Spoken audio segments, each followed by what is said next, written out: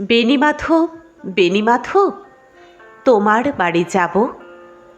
বেণীমাধব, তুমি কি আর আমার কথা ভাবো?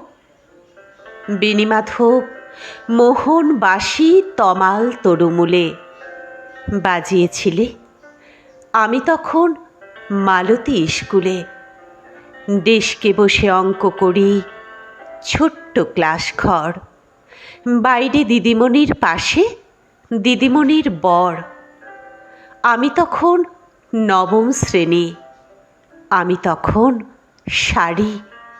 আলাপ হলো বেণীমাধব সুলেখাদের বাড়ি। বেণীমাধব, বেণীমাধব, লেখাপড়ায় ভালো।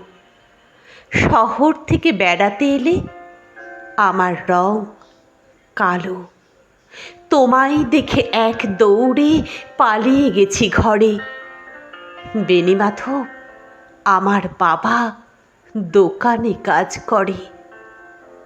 কুঞ্জে অলি গুঞ্জে তবু ফুটেছে মঞ্জরি। সন্ধেবেলা পড়তে বসে অঙ্কে ভুল করি। আমি তখন নবম শ্রেণী, আমি তখন 16। ব্রিজের ধারে বেণীমাধব লুকিয়ে দেখা হলো। বেণীমাধব, বেণীমাধব, এতদিনের পরে সত্যি বলো, সেসব কথা এখনো মনে পড়ে? সেসব কথা বলেছ তুমি তোমার প্রেমিকাকে? আমি কেবল একটি দিন তোমার পাশে তাকে দেখেছিলাম, আলোর নিচে অপরূপ সে আলো। স্বীকার করি দুজনকে মানিয়েছিল ভালো।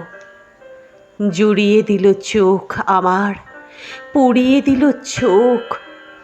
বাড়িতে এসে বলেছিলাম ওদের ভালো হোক। রাতে এখন ঘুমোতে যায় একতলার ঘরে। মেঝের উপর বিছানা পাতা, জ্যোৎস্না এসে পড়ে। আমার পরে জীবন ছিল চোরা পথের বাঁকে মিলিয়ে গেছে। জানি না আজ কার সঙ্গে থাকে। আজ জুটেছে, কাল কি হবে? কালের ঘরে শনি। আমি এখন এই পাড়ায় সেলাই দিদিমণি। তবু আগুন, বেণীমাধব, আগুন জ্বলে কই। কেমন হবে আমিও যদি নষ্ট মেয়ে হই? কেমন হবে আমিও যদি নষ্ট মেয়ে হই?